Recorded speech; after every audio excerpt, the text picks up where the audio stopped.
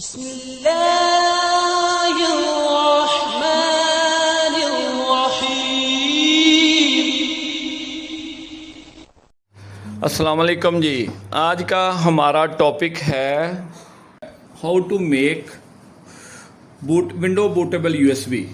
تو اس کے لیے بہت زیادہ سافٹ ویئر اویلیبل ہیں، ہر بندے کی اپنی چوائس ہے کہ وہ کس کو سلیکٹ کرتا ہے۔ مائکروسافٹ کا اپنا bootable U S B maker ہے، اور یمی ہے، رفس ہے، آئی ایس او تو یو ایس بی ہے، ایزی بی سی ڈی ہے۔ یہ دیکھیں یہ ڈیروں کے ڈیر سافٹ ویئر ہیں، ٹھیک ہے۔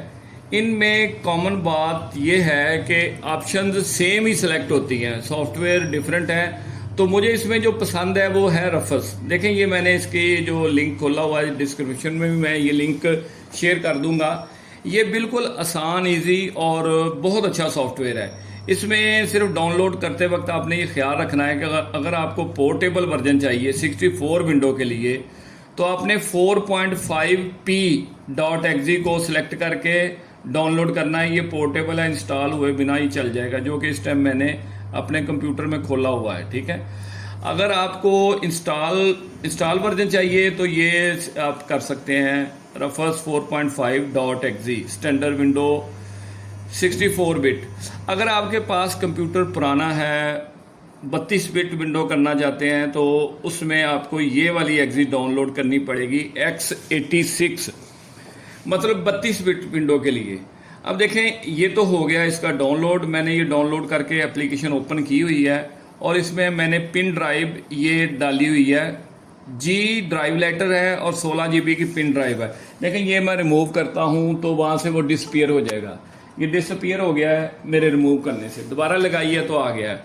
یہاں سے آپ نے آئی ایس او سلیکٹ کرنا ہے، وہ کوئی بھی ہو سکتا ہے، ونڈو 7 کا، ونڈو 8 کا، ونڈو 10 کا، ونڈو 11 کا، ایون لینکس بھی آپ اسی سے رائٹ کر سکتے ہیں، ٹھیک ہے۔ یہاں کوئی مسئلہ نہیں ہے۔ اب نیچے تھوڑا سا آپ کو دھیان کرنے کی ضرورت ہے۔ یہ میں نے یو ایس بی ڈالی تو اس نے جی پی ٹی سلیکٹ کیا ہے۔ جی پی ٹی مطلب UEFI پارٹیشن ٹیبل اس نے سلیکٹ کر لیا ہے۔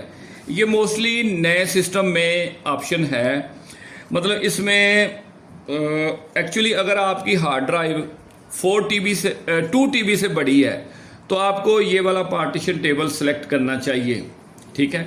اور نیچے بھی یہ خیال رکھنے والی بات ہے کہ FAT32 ڈیفالٹ آپشن آپ کی سلیکٹ ہونی چاہیے، یہ والی FAT32، اگر آپ کی یو ایس بی 32 GB سے چھوٹی ہے تب۔ ادروائز اگر 32 GB سے بڑی ہے تو آپ کو لارج FAT32 سلیکٹ کرنا ہوگا۔ اگر یہ سافٹ ویئر خود سے کر رہا ہے تو ٹھیک ہے، اگر آپ کے پاس پرانا ورژن ہے تو ہو سکتا ہے آپ کو مینولی کرنا پڑے۔ میں آپ کو کر کے دکھاتا ہوں، یہ میں بڑی یو ایس بی لگاتا ہوں تو یہ چونکہ نیا ورژن ہے، یہ آٹو اٹھا لے گا، اس کو لارج پہ چلا جائے گا۔ دیکھیں اس نے لارج FAT32 کو سلیکٹ کر لیا۔ اگر یہ نہیں کرتا تو آپ نے خود کرنا ہے۔ والیوم لیبل میں آپ نے نام لکھنا ہے، نہیں لکھیں گے تب بھی کام چلے گا، لکھ لیں گے تب بھی ٹھیک ہے۔ اچھا، اب نیچے یہ ساری آپشنیں آپ نے سمپل ہیں، مطلب آئی ایس او سلیکٹ کروایا، لیبل لکھا۔ یہاں پہ آپ پرانے سسٹم کے لیے بھی آپشن ہے۔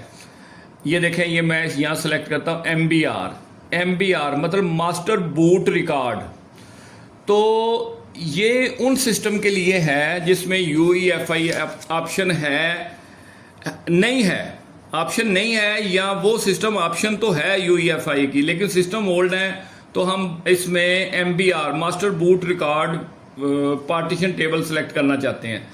اب اس میں یہ موسٹلی ہوتا ہے کہ اگر آپ کی ہارڈ ڈرائیو 2 TB سے چھوٹی ہے تو ہمیں یہی سلیکٹ کرنا چاہیے۔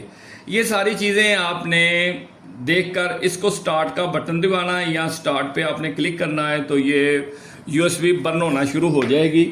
اور دیکھیں کہ میری دوسری یو ایس بی ڈیٹا ہے تو میں پرانی اولڈ والی لگاتا ہوں 16 GB کی، اور یہ پروسیس سٹارٹ کرتا ہوں۔ یہ UEFI پہ بھی کر سکتے ہیں، GPT پہ بھی، MBR بھی سلیکٹ کر کے۔ یہ میں نے سٹارٹ کا آپشن سلیکٹ کیا ہے تو اس نے کہا ڈیٹا فارمیٹ ہو جائے گا، یہ ابھی سٹارٹ ہو جائے گا۔ یہ 2 منٹ کا پروسیس ہے، تو یہ آپ کی جو بوٹیبل یو ایس بی بن کے تیار ہو جائے گی۔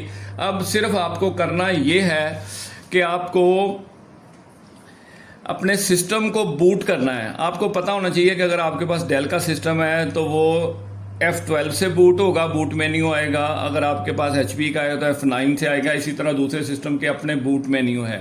تو وہاں سے آپ نے USB کو سلیکٹ کروانا ہے فرسٹ بوٹ ڈیوائس میں اور ونڈوز سٹارٹ کر دینی ہے. ٹھیک ہے جی, بہت شکریہ. اگلی ویڈیو میں ملتے ہیں.